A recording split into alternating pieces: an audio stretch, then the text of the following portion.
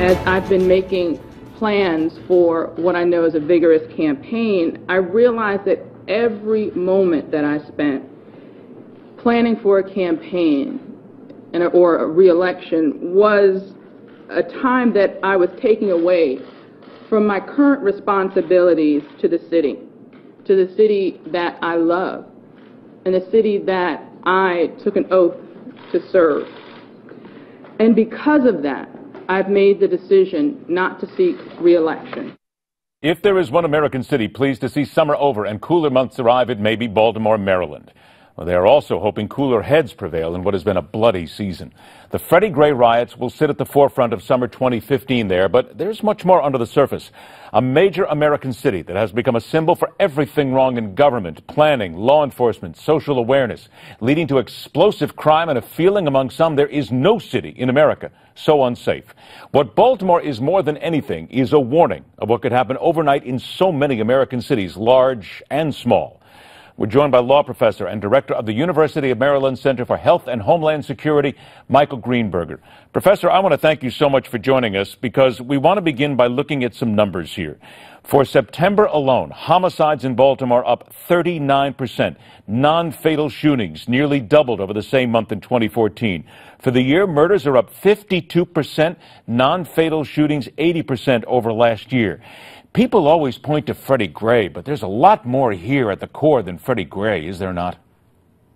Well, yes, there is more to the core. The situation is that the Freddie Gray episode sort of lifted the top of the cauldron, and there was a lot of anger that ended up being manifested.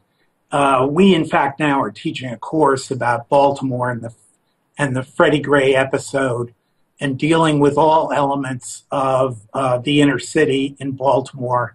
And what we're finding is that there are problems in housing, education, health care, as well as policing that have provoked feelings of despair in this community.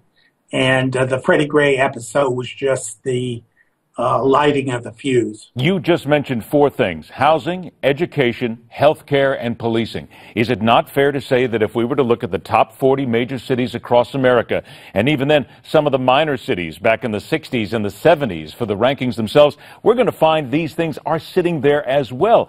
Cities are sitting on this cauldron across the country, same things. So what can we learn from Baltimore to make sure that it doesn't blow like it did here? Well, Baltimore has its own problem. One of the problems with Baltimore is it's not within a county. It's a city unto itself, and there are very few major cities in the United States that aren't part of a county.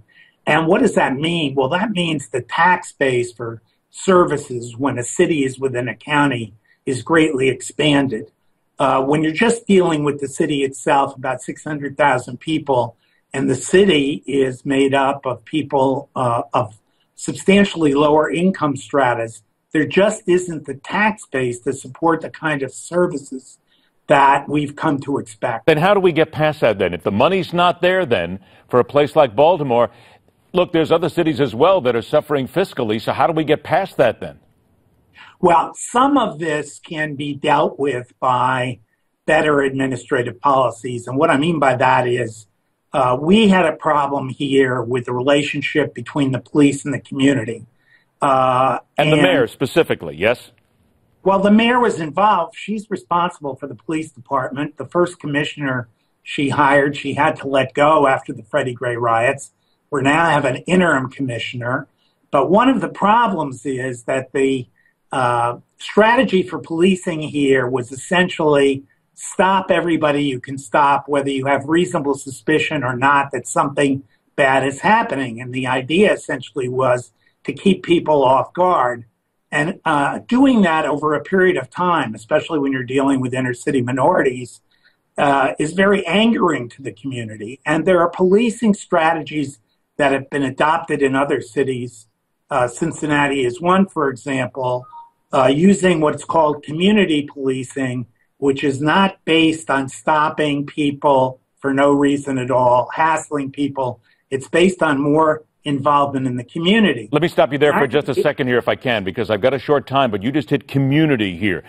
Isn't it fair to say that the community in these cities has got to be careful? They've got to do the research. Stephanie Rawlings Blake was not the right person in many people's minds, but she was there for a reason. People liked her. Shiny thing that catches people's attention. They've got to get the right people involved to understand the city, but understand government and law enforcement. Without that, you're doomed to failure. Well, I think Stephanie Rawlings Blake would have been helped had she had an effective police chief in this community. In many inner city communities around the country, the police chief is, for example, in Washington, D.C., Kathy Lanier. I live in Washington, so I know. She's very effective in dealing with community relations and not setting up a situation where the police are viewed as the enemy rather than a public safety feature organizing stability in the community. So there was a lot of hostility here to the methods of policing. The Justice Department is going to look into it. On that front, I'm very confident that with better policing leadership, this community in that respect can be brought under control. I think it's very fair to say that in Baltimore, this is a petri dish in many ways that other cities across America need to look at and learn from. Because as we've just discussed here and touched the surface, a lot of this can happen in other major cities. God forbid. Professor Michael Greenberger, I want to thank you so much for joining us. We're going to stay up on this story because it's fascinating to watch as it happens around America. Thank you, sir. Coming up next, the Oregon shooting and the person who should be brought to justice for the killings. Think about it for a moment. We'll talk about it when we come back right here on The Hardline.